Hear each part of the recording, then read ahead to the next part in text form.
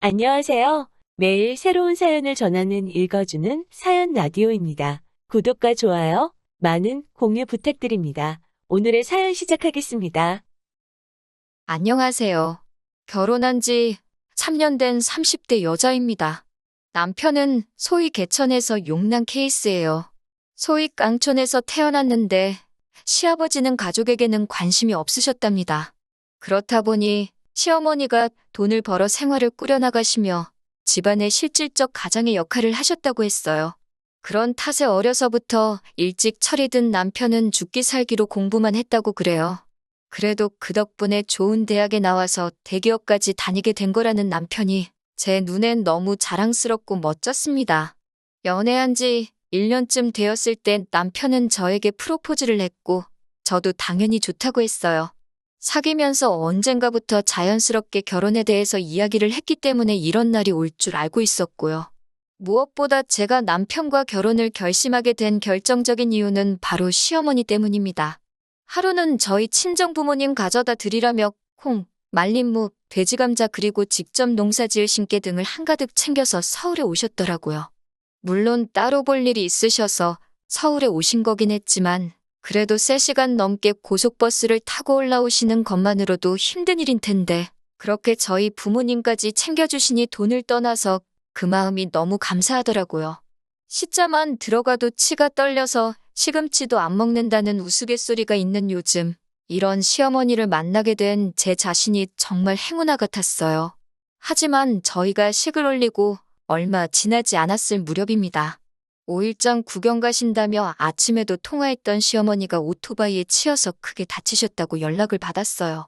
각자 회사에 있던 남편과 저는 불이 나게 병원으로 향했습니다. 병원에선 시어머니가 사고 당시 머리 쪽으로 떨어지신 것 같다며 오늘 밤이 고비가 될 것 같다고 했습니다. 무엇보다 속상했던 건 그런 시어머니를 앞에 두고도 시아버지는 마치 별일 아니라는 듯 합의금은 얼마나 받을 수 있겠냐며 여기저기 물어보고 계셨습니다. 비록 시어머니와 시아버지 사이가 좋지는 않았지만 그래도 부부의 연을 맺은 사람끼리 어쩜 저럴 수 있을까 싶었어요. 시어머니께서는 시아버지의 끊임없는 바람과 도박 때문에 마음고생을 많이 하셨대요. 그나마 나이가 드시고 더 이상 돈 빌릴 곳이 없어지자 시어머니에게 돌아오셨고 마음 여린 시어머니는 그런 시아버지를 다시 품어주셨다는 거예요. 시어머니를 위해서 제가 해드릴 수 있는 일이 기도밖에 없다는 사실이 너무 슬펐습니다. 생사의 고비를 몇 차례 넘기신 시어머니께서는 결국 세상을 떠나셨어요. 비록 제가 시아버지를 좋아하진 않았지만 그래도 시어머니가 돌아가신 마당에 차마 시아버지를 혼자 계시게 할 수는 없었습니다. 당분간은 저희 집에 계시면서 다른 일에 마음 쓰지 마시고 편히 계시라고 했습니다. 하지만 시아버지는 서울에 아는 친구분들도 없으셨고 남편이나 저는 출근하면 집에는 저녁 시간이나 돼서 들어왔으니 너무 답답하고 심심하셨나 봅니다. 결국 한 달 정도 지났을 무렵 다시 시골집으로 내려가고 싶다고 하시더라고요. 그래도 가면 이웃분들도 있고 여기보단 덜 적적할 것 같다고 하시면서요. 그렇게 시아버지는 다시 시골집으로 내려가셨고 저나 남편도 천천히 일상으로 돌아오게 되었어요. 그렇게 반년쯤 지났을 무렵 시아버지가 저희에게 시간 날 때 한번 내려오라고 하셨습니다. 혹시 무슨 일이라도 있나 싶어서 연락받은 주말에 바로 내려갔더니 시아버지께서 폭탄 선언을 하시더군요. 시어머니랑 두 분이서 살다가 갑자기 혼자 살려니 외롭고 적적해서 죽겠다 하시면서 재혼을 하고 싶다고 하시는 거예요. 저나 남편이나 시어머니가 떠난 지 얼마나 됐다고 벌써 시아버지 입에서 재혼이란 소리가 나오나 싶어서 당황스럽고 불편했습니다. 하지만 저희가 당장 모시고 살 수도 없는데 무조건 안 된다고 할 수도 없는 노릇이었습니다.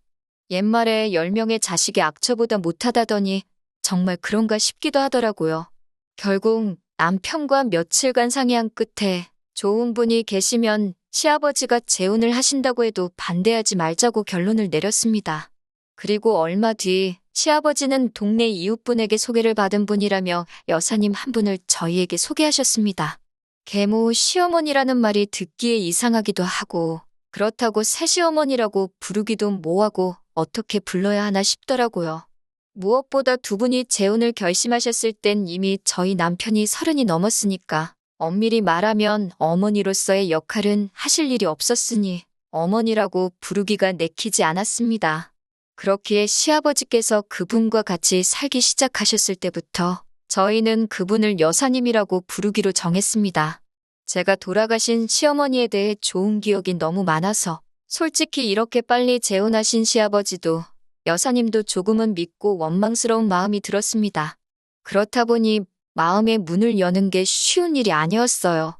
특히 돌아가신 시어머니의 보험금을 시아버지가 어떻게 쓰셨는지 알게 되었을 땐 정말 연을 끊어버리고 싶은 심정이었습니다.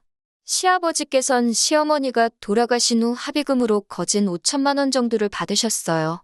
하지만 저나 남편이나 좋은 직장을 다니면서 벌만큼 벌고 있었기 때문에 그 돈에 대해 조금도 욕심을 내지 않았습니다. 두 분 사이가 어찌됐건 앞으로 혼자 살아가셔야 할 시아버지의 노후자금이라고만 생각했어요. 그런데 그 눈물 나는 돈으로 시아버지께서는 수입차를 뽑으셨더라고요. 여사님에게 20대 딸이 있었는데 그 딸이 차가 없어서 너무 불편하다며 저희 시아버지께 아빠 하면서 사달라고 했다는 거예요. 그러면서 시아버지께서 저에게 너도 내 딸처럼 살갑게 굴었으면 사줬을 거라고 하시는데 정말 어이가 없고 솔직히 시아버지지만 제정신인가 싶었습니다. 남편도 어떻게 엄마 목숨값을 그런 식으로 쓸 수 있냐면서 울분을 토하더라고요. 하지만 시아버지는 돈이 그냥 돈이지 무슨 그런 의미를 부여하냐며 어영부영 넘기시더라고요. 그런 태도에 남편이나 저나 엄청나게 실망을 했네요. 비록 남편이 시아버지와 좋은 기억도 별로 없었고 합의금 때문에 사이가 더 틀어지고 있었지만 차마 안 보고 살게 할 수는 없었습니다. 아무리 그래도 부모 자식 사이는 하늘에서 맺어준 운명이라잖아요. 안 보고 살겠다는 남편을 어르고 달래서 사람으로서 도리만 하고 살자고 했습니다. 하지만 시아버지도 그렇고 여사님도 그렇고 저희의 다짐을 시험이라도 하듯 자꾸 말도 안 되는 요구를 해왔습니다. 사실 남편은 저를 만나기 전, 그러니까 직장 생활을 시작했을 때부터 시부모님께 한 달에 50만 원에서 100만 원씩 생활비라는 명목으로 꼬박꼬박 보내드리고 있었어요. 시아버지가 재산을 다 날린 이후로는 시골에서 농사 지으며 간신히 연금으로 풀칠만 하고 사시는 시어머니가 안쓰러워 보내드리는 돈이라고 했습니다. 그나마도 시어머니가 쓰지 않고 모아두셨다가 저희 결혼할 때 보태라고 주셨지만요. 아무튼 상황이 그렇다 보니 결혼식을 올린 이후에도 예전처럼 변함없이 시부모님께 다달이 얼마씩 보내드리고 있었습니다. 그런데 시어머니가 돌아가신 후 시아버지가 합의금을 허투루 써버리는 걸 본 남편은 더 이상 생활비를 보내드리기 싫다고 했습니다. 저도 중간에 끼어서 난처해지긴 싫었기에 남편에게 당신이 하고 싶은 대로 알아서 하라고 했고요. 그렇게 한 두 달쯤 돈을 안 보낸 것 같습니다. 한참 출근해서 일하고 있는데 시아버지께서 전화를 걸어오셨더라고요. 뭐가 그렇게 급하신지 가타부타 설명도 없이 왜 생활비를 안 보내냐고 물으셨습니다. 저는 잘 모르는 일이라고 남편에게 직접 물어보시라고 하니 당신 전화를 안 받는다며 저더러 빨리 보내라고 하시더라고요. 어쩔 수 없이 일단 남편과 통화해보겠다고 하고 전화를 끊었습니다. 점심시간에 남편에게 연락해 좀 전에 있었던 일을 이야기하니 난처했겠다며 미안하다고 사과를 하더라고요. 그러더니 생각할수록 시어머니 합의금을 그렇게 써버리신 게 원망스럽고 화가 나서 참을 수가 없다고. 앞으로는 시아버지께는 단 1원도 더는 쓰고 싶지 않다고 하더라고요. 처음엔 며느리로서 부자 사이를 연결해주는 어떤 중재자의 역할이라도 해야 하나 싶었지만 저도 사실 남편과 같은 생각이었기에 시아버지께 솔직한 심정을 전달하기로 마음을 먹었습니다.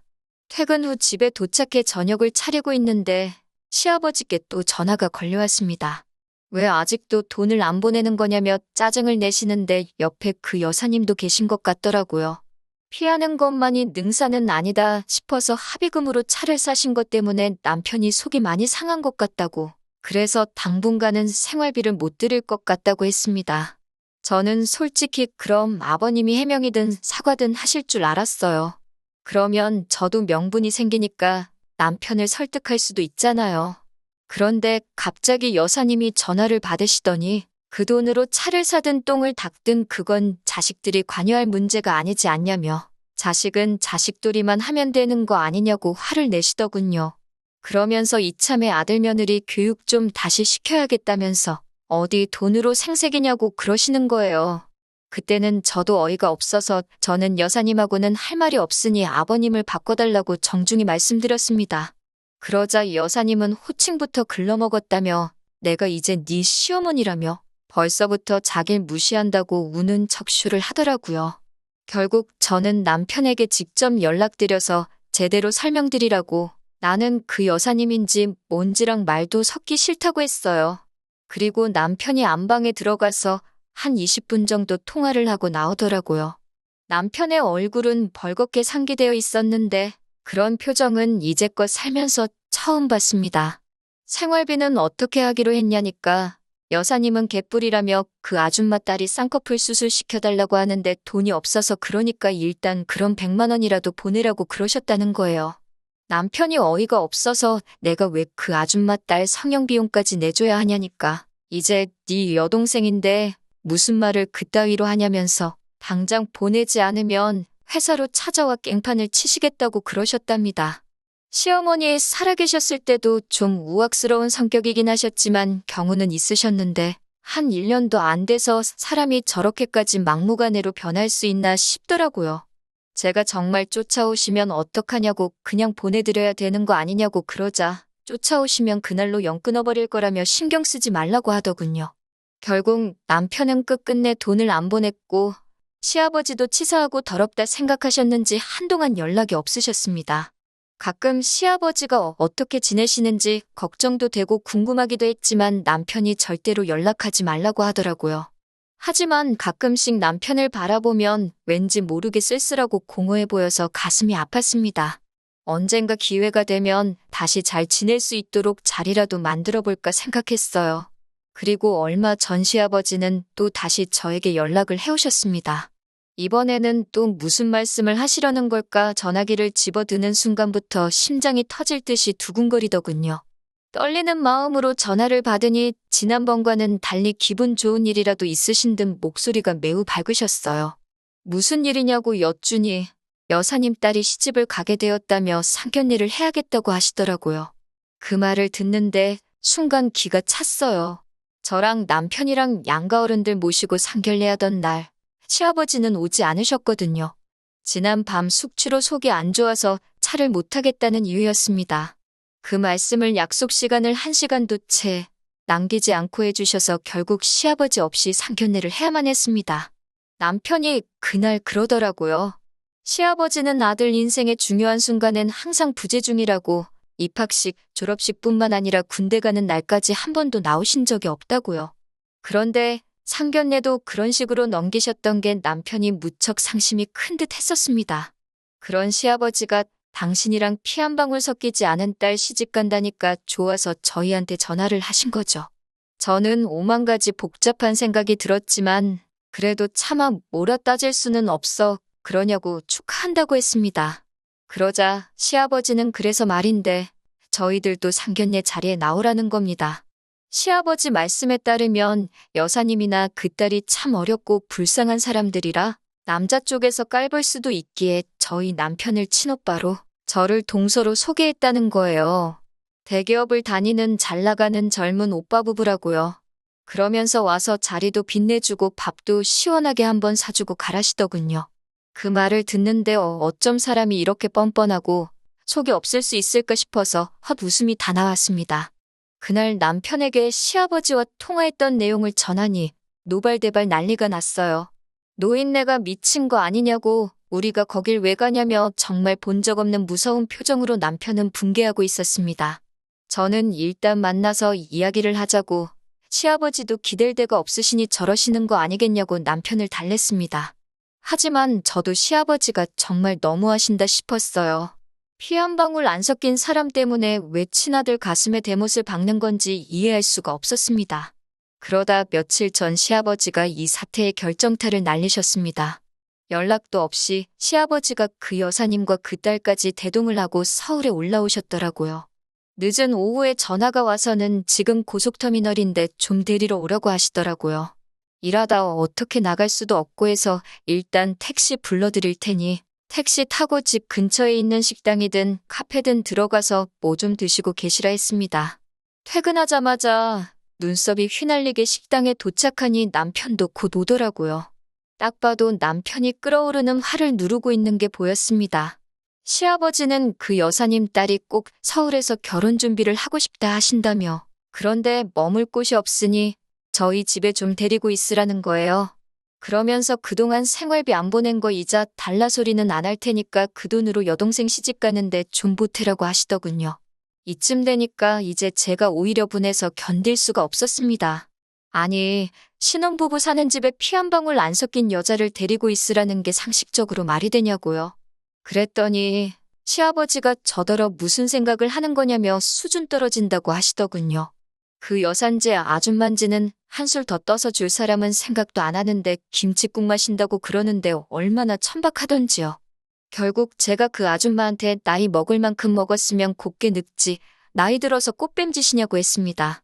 딸까지 팔아가면서 노인네 주머니 털어먹으니까 배가 부르냐고 따져 물었어요.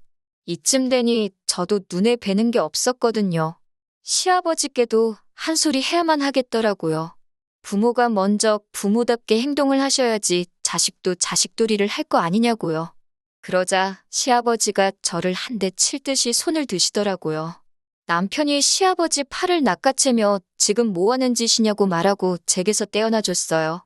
그리고 아버님을 향해 제가 틀린 말 한 게 뭐가 있냐고 아버지가 여태까지 우리에게서 아버지 대우를 받을 수 있었던 건 전부 어머니 덕분이었던 거 모르셨냐고 하면서요.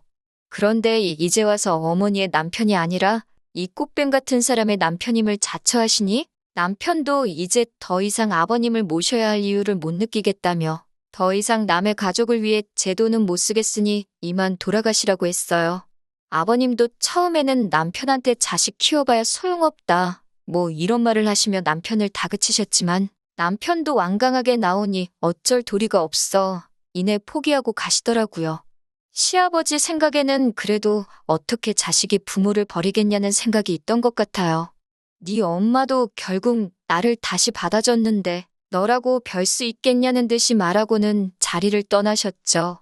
시아버지가 저희 앞에 찾아와 빌게 된 건 정해진 상견례 날보다도 훨씬 이른 어느 날이었습니다.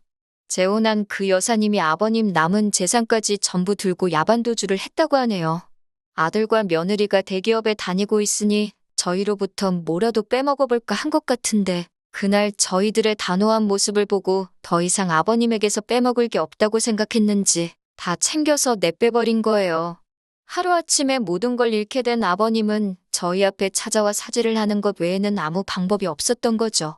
시아버지는 남편이 다시 아버님을 지원해 줄 거라 생각하셨나 보지만 남편은 단호했습니다. 그동안 들이던 액수면 혼자 지내시는데 지장은 없을 거라고 말하고 앞으로는 연락도 이렇게 찾아오시는 것도 없으면 좋겠다 말하며 단칼에 쳐내더군요. 그렇게 한 번도 자기 가족 돌보지 않으시고 말년이 돼서야 남의 가족 챙긴다고 자기 가족들 피땀 흘려 일궈놓은 인생의 숟가락 하나 얹어놓으시려던 아버님은 숟가락 하나만 남은 여생을 혼자 보내시게 되었네요. 아버지와의 연을 끄는 남편이 안쓰럽네요.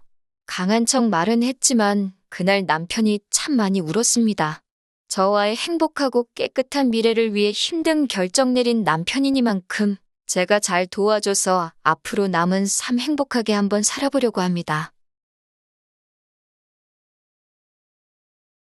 긴 이야기 들어주셔서 감사합니다. 오늘의 사연은 여기까지입니다. 구독과 좋아요, 알람 설정해주시면 앞으로 더 좋은 사연으로 찾아오겠습니다. 감사합니다.